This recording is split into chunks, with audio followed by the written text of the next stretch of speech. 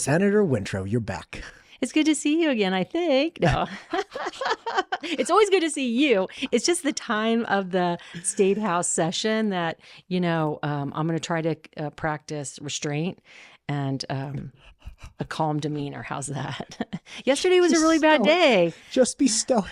You just have to be honest with your listeners. Yesterday was a really historic and hard day. We passed that voucher bill on the same day. The House voted to basically trigger a full Medicaid repeal, and it was a hard day.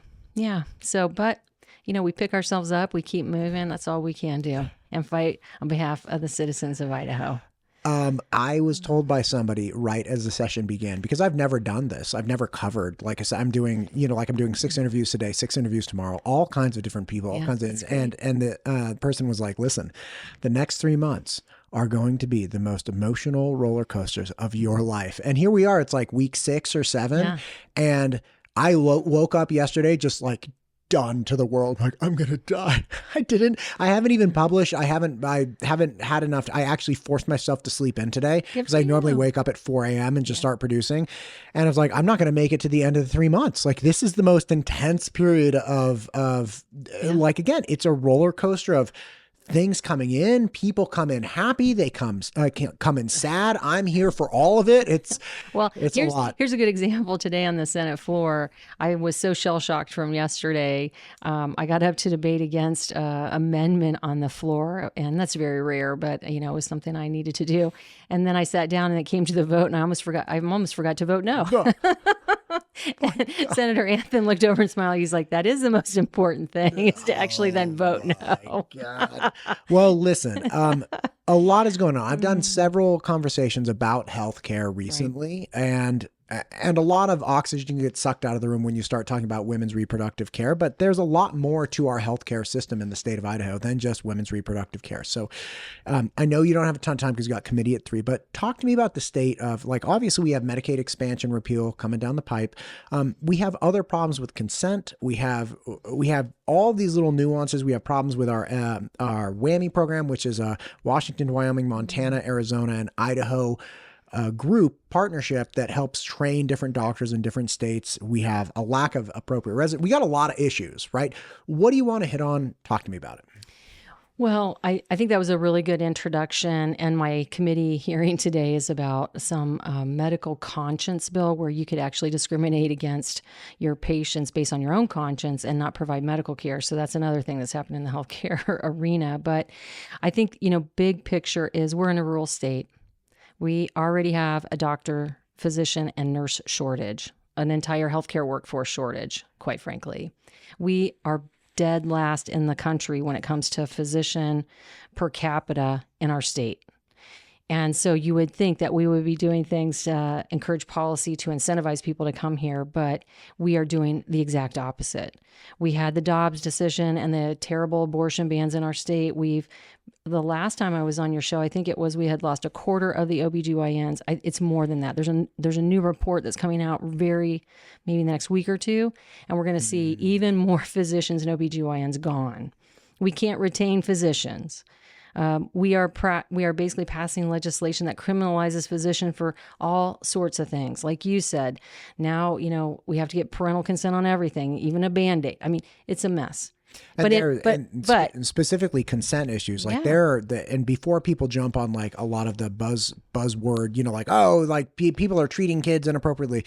There are issues with things like you have an emergency foster care situation where you're a family that has, taken a kid in, you're just trying to you could be getting them glasses. You could be getting them like anything. Right. And there are these consent rules that block it. You could be a foster care to a teen that was abused and you're trying to take them to the hospital and their parents are actually in jail. There's no way to consent. Like there are real problems with, although well-intentioned, the consent law, like let's give parents rights, make sure nobody can treat their kid without their consent.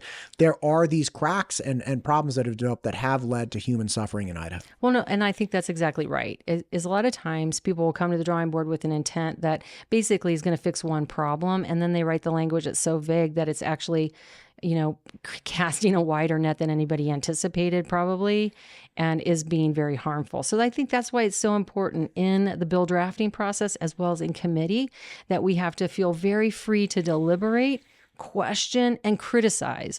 And I've been on your show before, and I've said that's my big criticism of the legislature right now. In my 10 years in service, I started out where it was a lot more deliberative. And I just don't see that now. I don't see people really pulling apart bills and asking about what does this word mean and what is the implication and what domino is going to fall.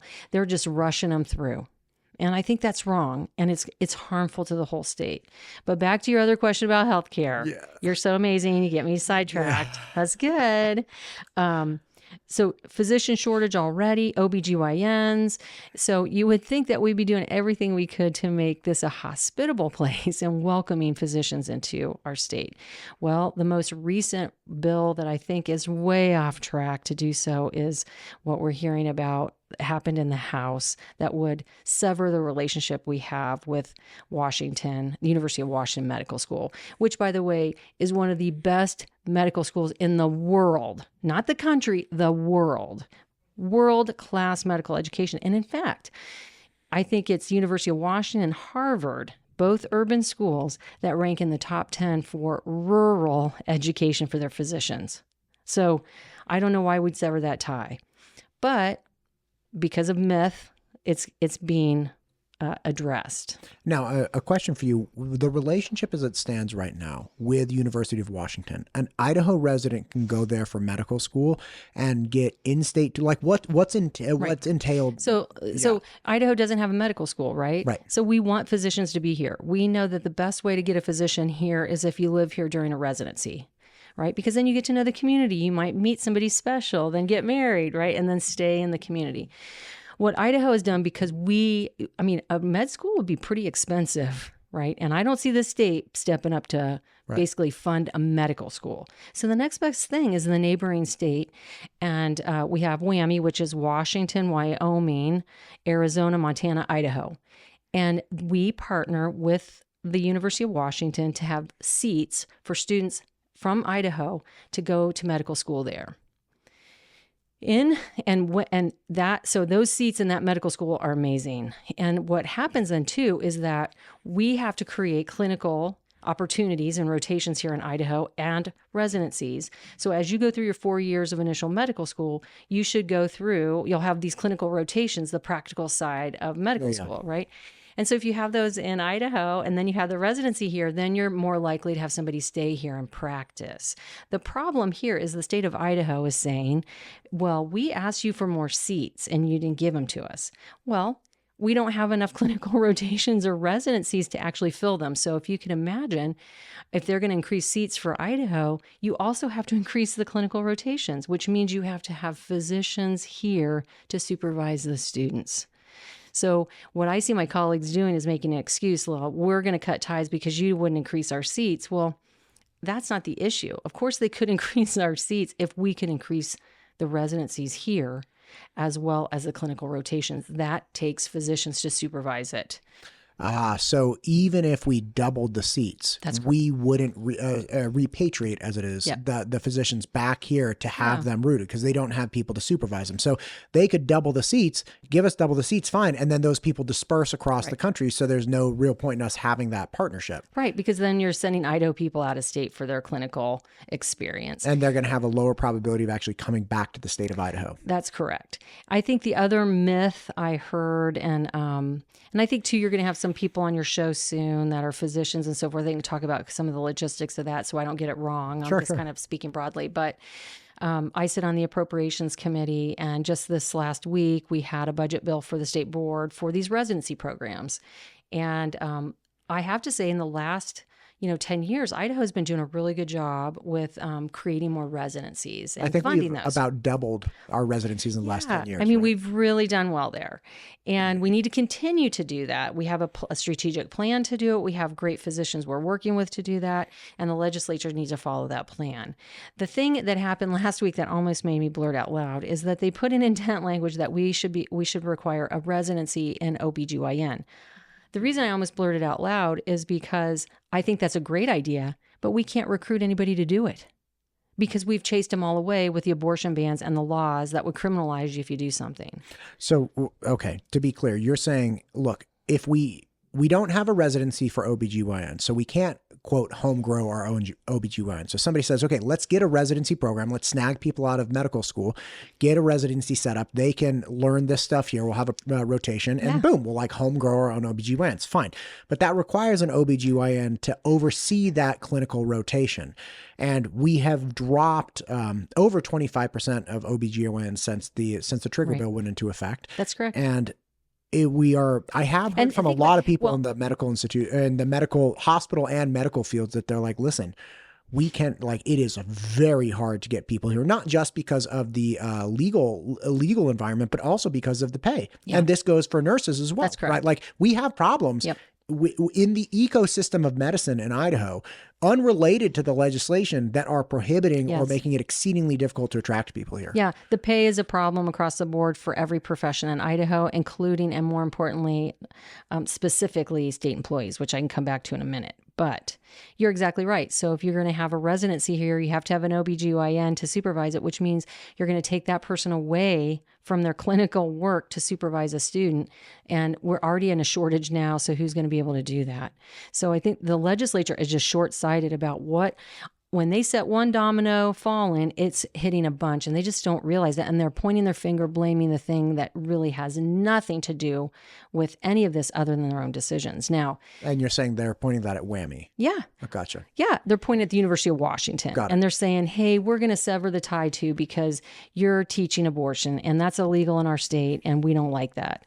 Well, the facts of the matter is, the University of Washington, as at any medical school, teaches all about obstetrics, including abortion care, because you have high-risk pregnancy and obstetric complications all the time.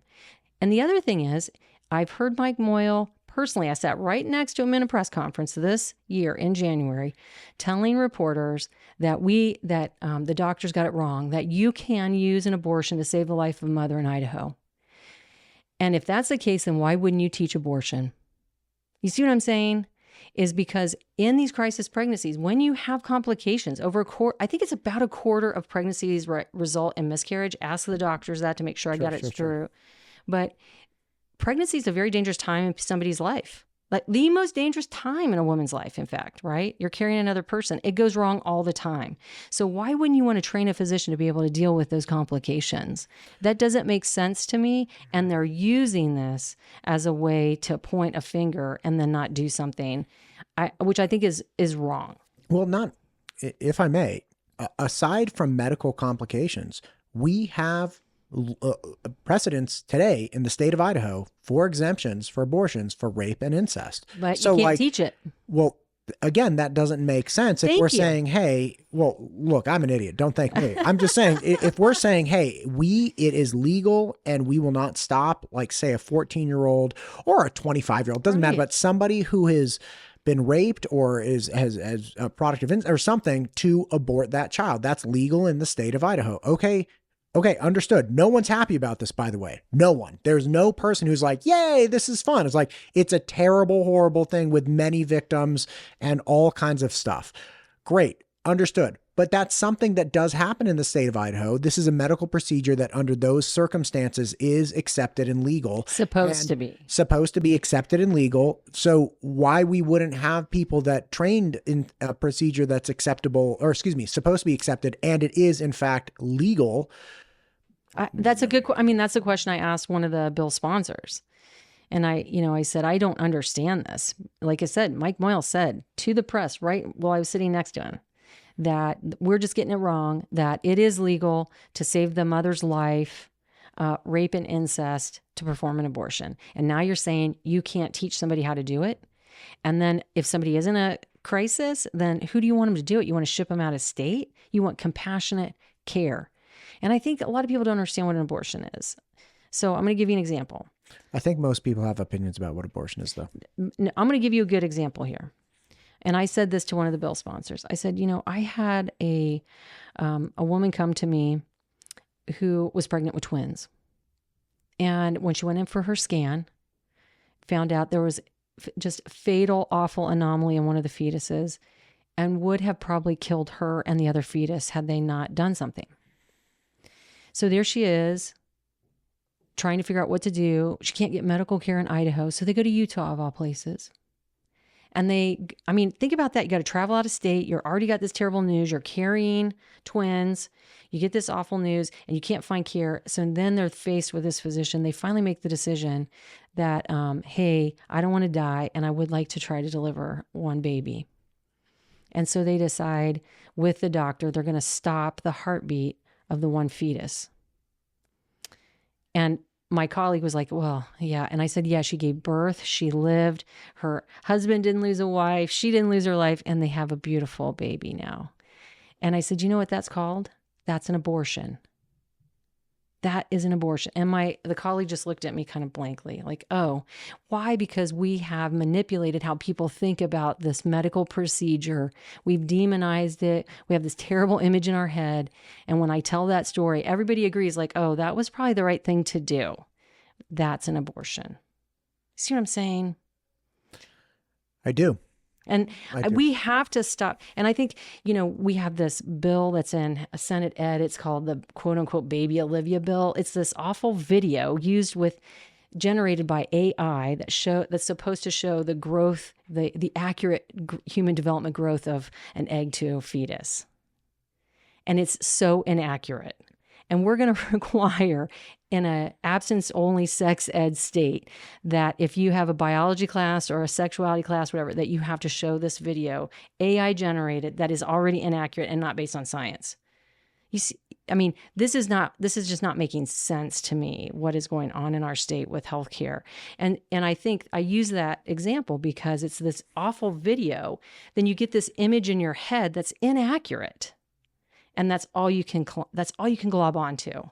And so then you're thinking of everything in the same way. And that's what the anti-abortion movement has done, is kind of give you these falsified images of what an abortion is when we're looking at sometimes a cell, a group of cells that's no bigger than the size of your little pinky, right? So we're not looking at accurate medical, scientifically based imagery, and then we're getting these obtuse images in our head, and then we're demonizing everything.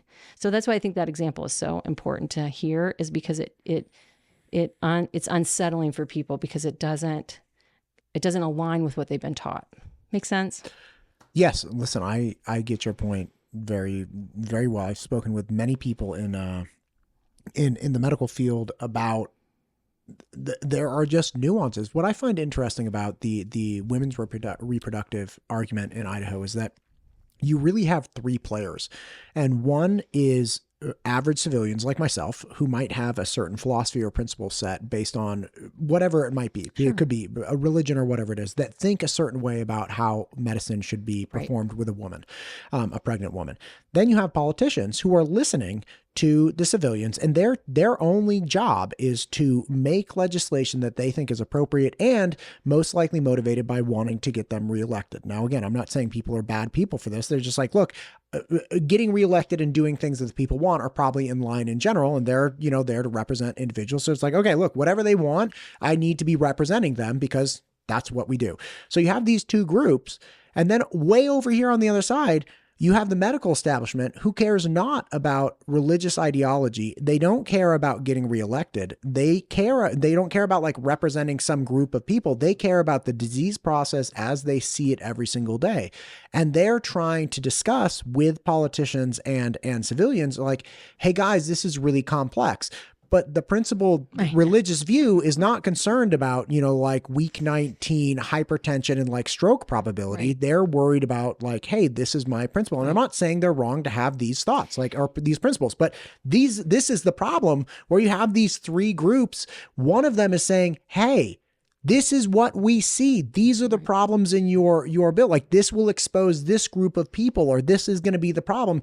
We can say, hey, we don't want elective abortions, and also acknowledge that your bill is perhaps insufficient as it's written. And then we just go round and round. Yeah. But, and I think in some of that, it's got, the politician has some responsibility here. And I think their responsibility is to be the hinge point between those two examples you gave, the physicians and the people. It is our job to investigate, research, ask questions, understand the complex nature of the thing you just said. Oh, well, I hadn't thought of it that way. and communicate it to citizens. Not to just go, ooh, I'm afraid if I say that, they won't vote for me. Because that's what's happening. And by the way, as you sat there and said that, I don't know how many people have ever emailed me asking me to pass legislation, a certain, like, solve this problem. You know, the neurocognitive bill with the homeless person that was, that created legislation. I don't have people like banging their fist on the desk like you should pass this ideological thing. I think what's happening is the opposite. There are think tanks all over the country that want to control certain things, and they are feeding information to people in a way that's getting them all riled up without thinking it through, and then they just jump on board. And that's a commentary on us as citizens. We need to be better critical thinkers. The politicians need to be the better researcher, person to ask question, and be honest with relaying it and try to head some of this off instead of just throwing gas on the fire, which I think is what's happening. And I think that is really, the big challenge that we have in our country today. So, and here's how I know. So here's another example of it. When you watch politicians in committee rooms and floor debates, they're thinking about what soundbite the camera or the news is going to pick up instead of really trying to argue through and convince people they shouldn't vote for it. I'm sorry I'm so cynical today. Listen to me, Matt. You get to be cynical. I'm very cynical today. I know we're short on time. You got committee at 3. I do have committee at 3. I would like, if I may ask, do you have something you're optimistic about? I love that you asked me that question.